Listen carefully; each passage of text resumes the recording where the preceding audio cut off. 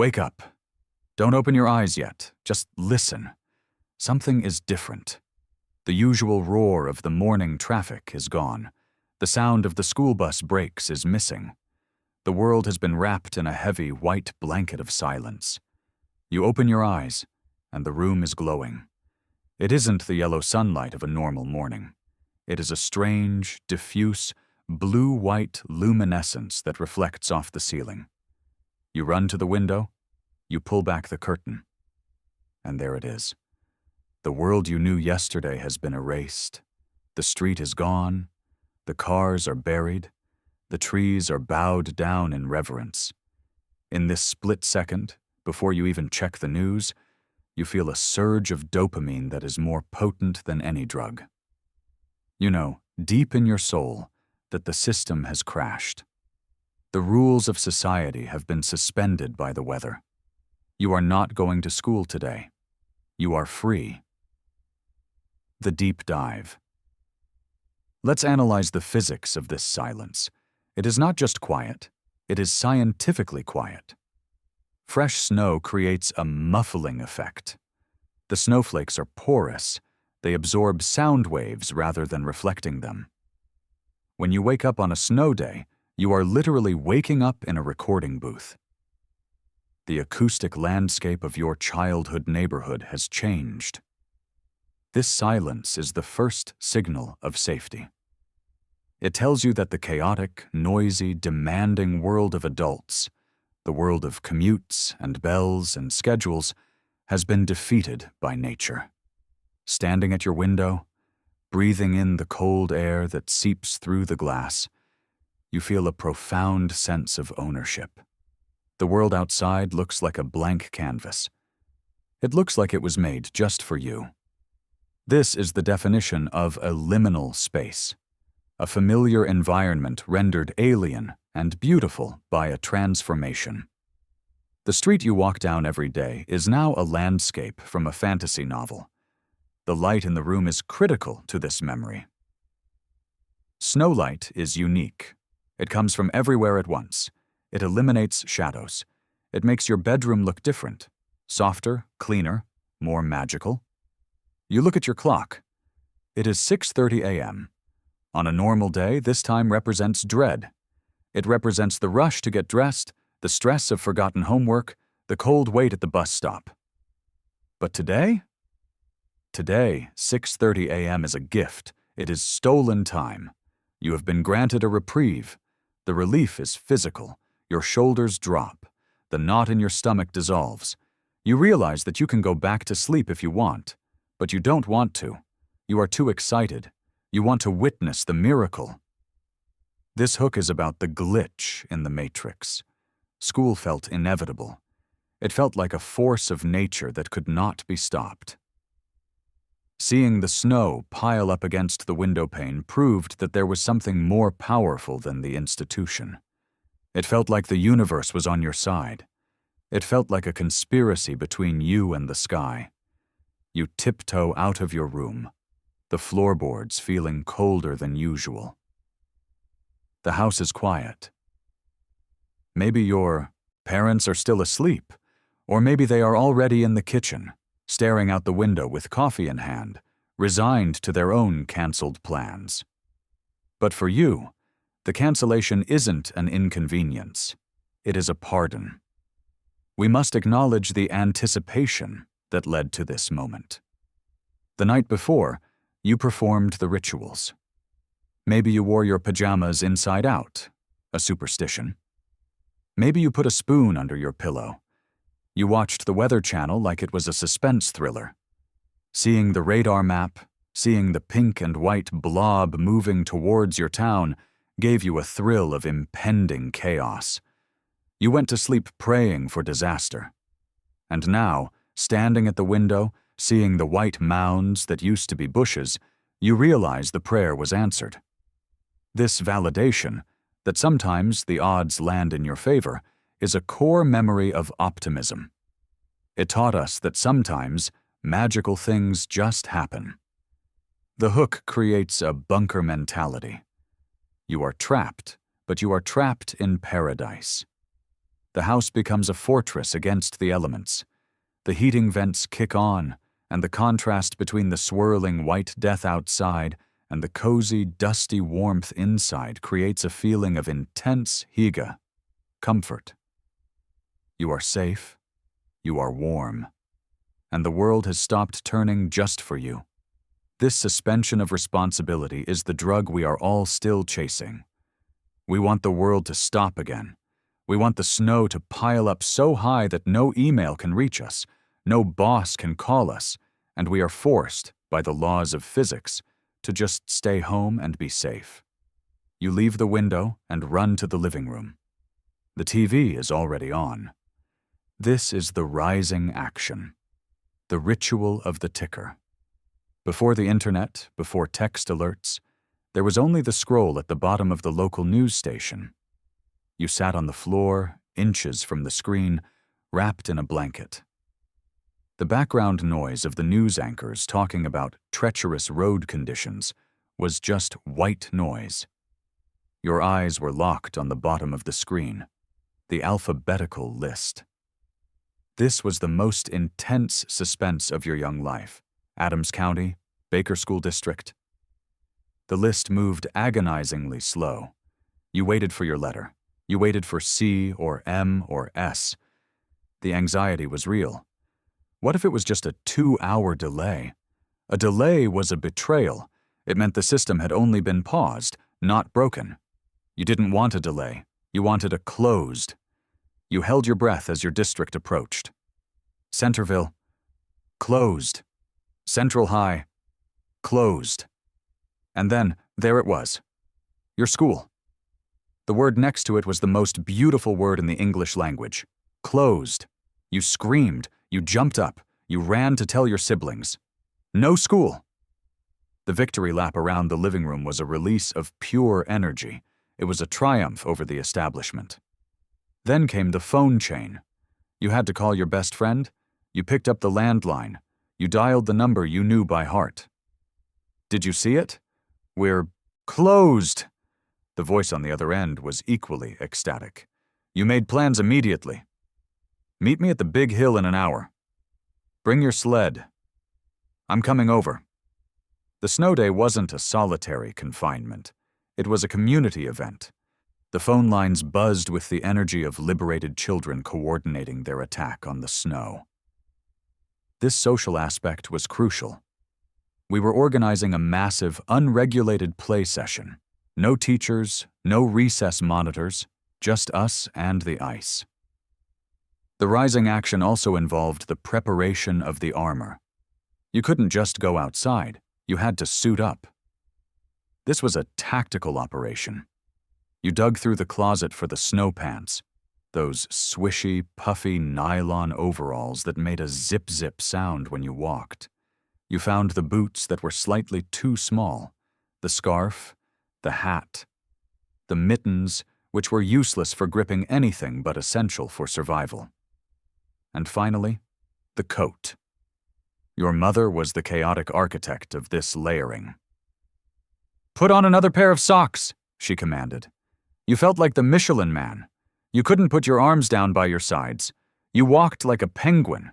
You were sweating before you even left the house because the heat was on, and you were wearing 4 layers of wool.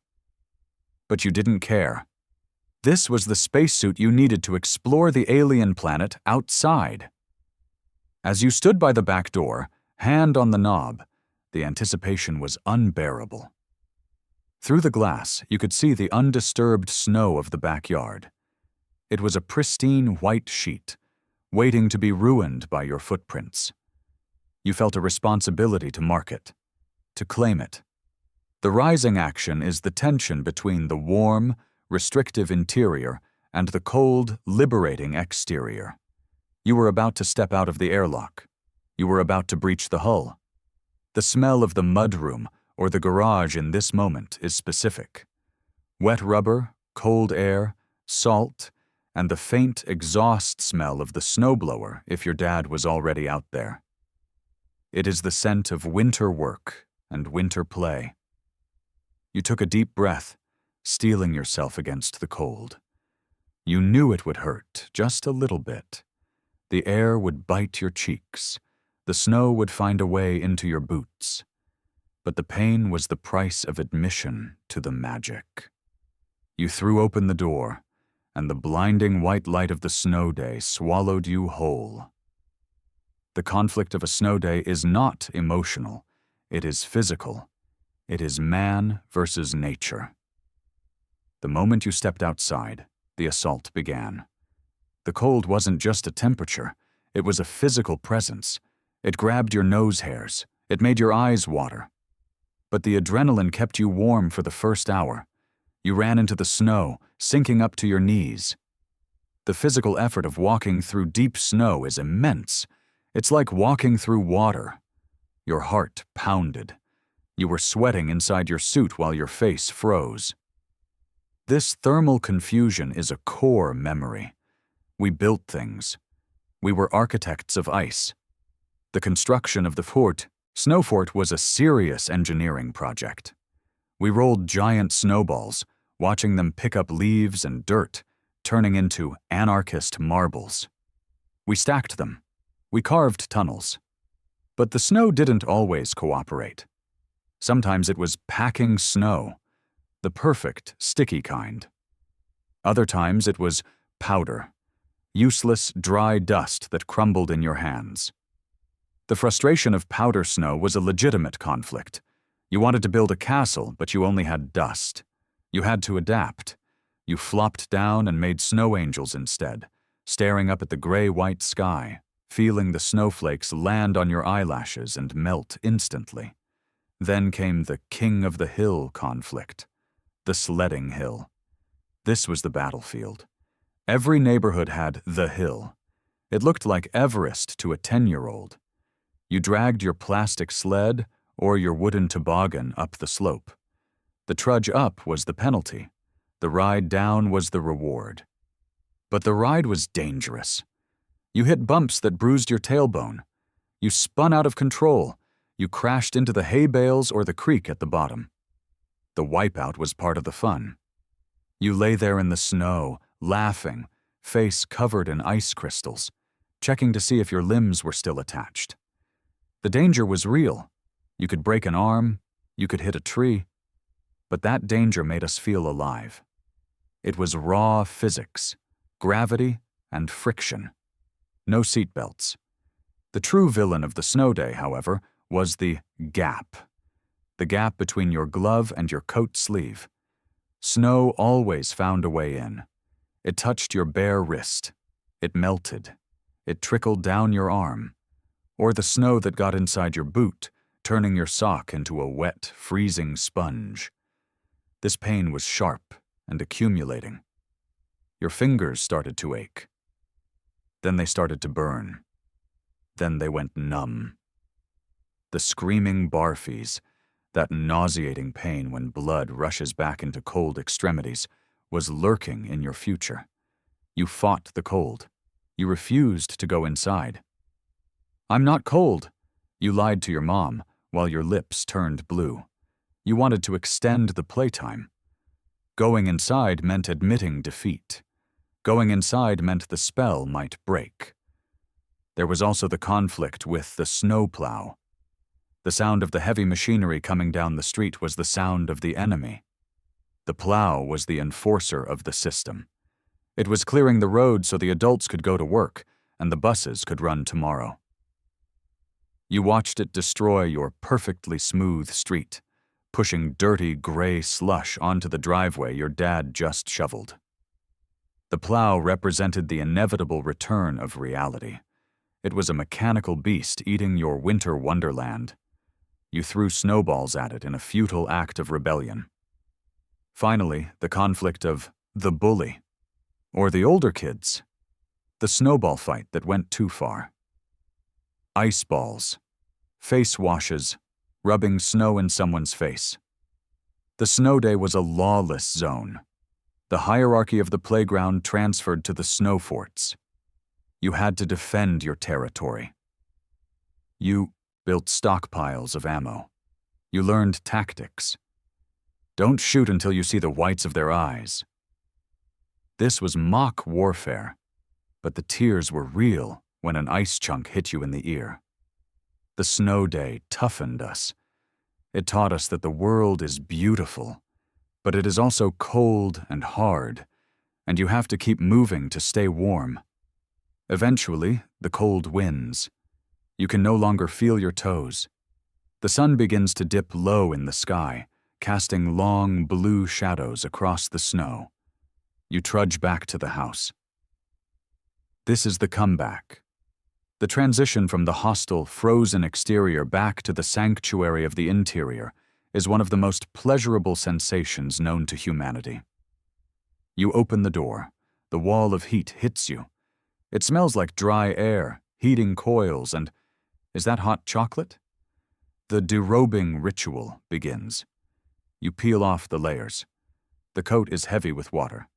The snow pants stand up on their own, frozen stiff. You pull off your boots, and a pile of snow dumps onto the rug. Your socks are soaked. Your skin is bright red, radiating heat. You start to thaw. The tingling sensation in your fingers is painful but satisfying. It means you survived. You walk into the kitchen in your long johns, hair messy with hat head, looking like a shipwreck survivor. And then, the elixir. Swiss Miss, or Nestle. The packet of powder dumped into a mug of hot water or milk. The little dehydrated marshmallows that looked like styrofoam but tasted like sugar clouds. You wrapped your frozen hands around the hot ceramic mug. You blew on the steam. The first sip burned your tongue, but you didn't care. The liquid warmth traveled down your throat and spread through your body. This moment, sitting at the kitchen table, red-cheeked, holding a hot mug, is the peak of the comeback. You felt loved. You felt cared for. The harshness of the winter made the safety of the home feel 10 times stronger. You were a warrior returning to the mead hall. The aesthetic of the house in the late afternoon was different. The snow light had faded into a cozy gray twilight. The lamps were turned on early. The house felt smaller, more intimate. You curled up on the couch with a blanket. The TV was on. Maybe it was a movie day marathon on TBS or USA Network.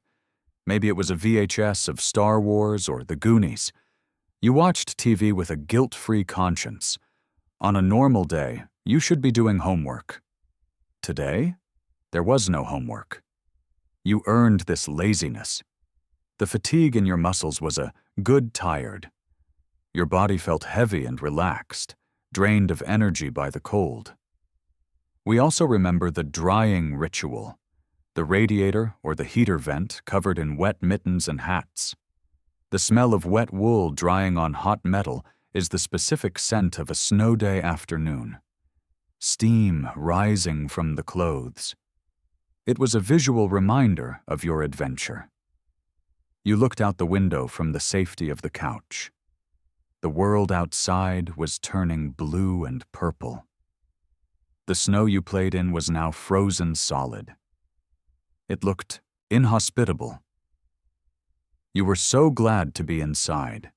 You had conquered the elements and retreated to your cave. This section is about the deep appreciation of shelter. Children rarely think about their house as a shelter. It's just the house. But on a snow day, the house becomes a character.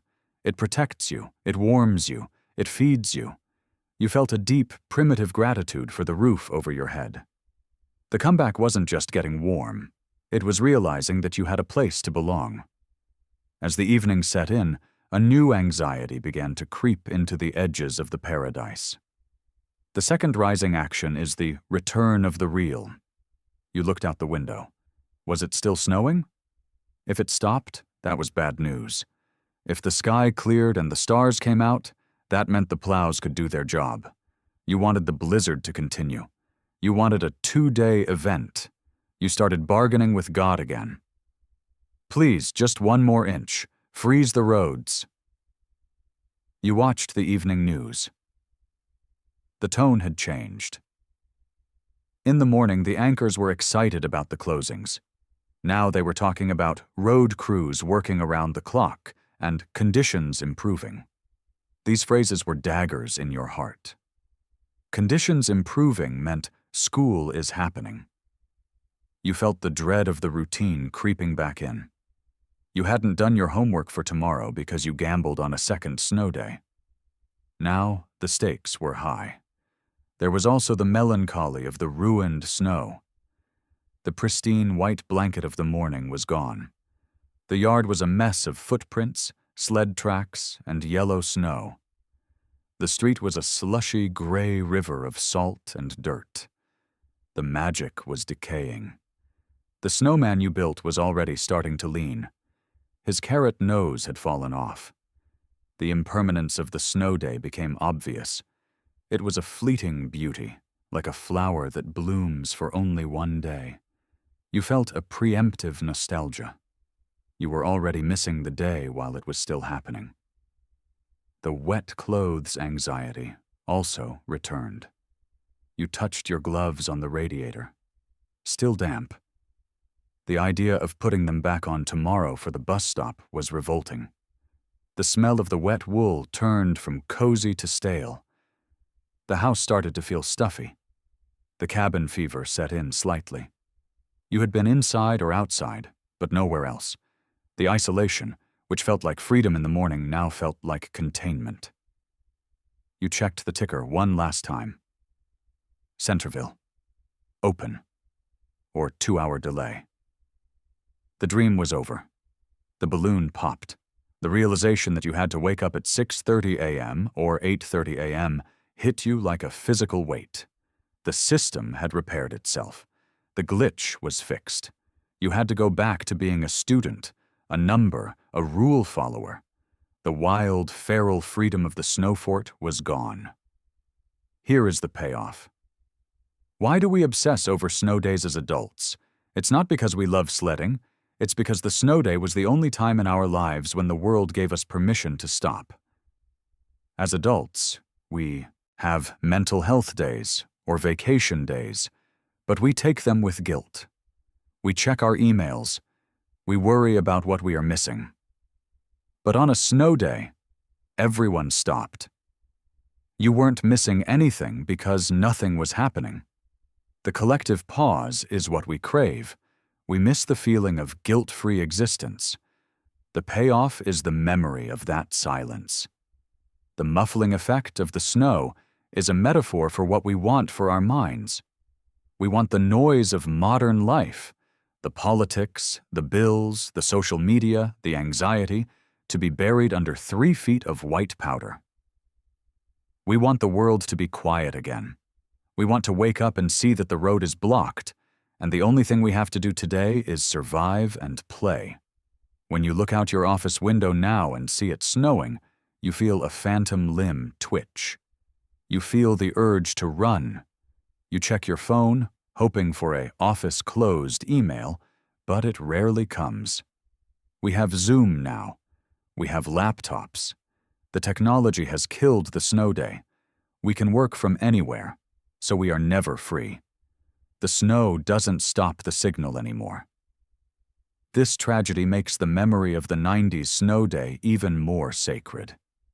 It was a time when nature could actually defeat commerce.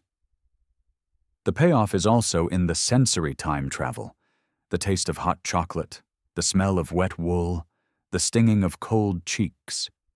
These sensations are portals. When you step out into the cold today for a split second, you are back on the hill. You are the king of the mountain. You are wearing the Michelin Man suit.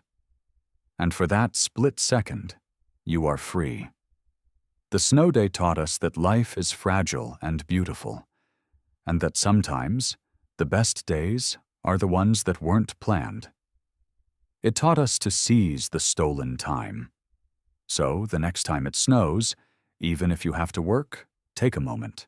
Go outside, stand in the silence, listen to the nothingness, catch a snowflake on your tongue, and remember the day the world stopped just for you.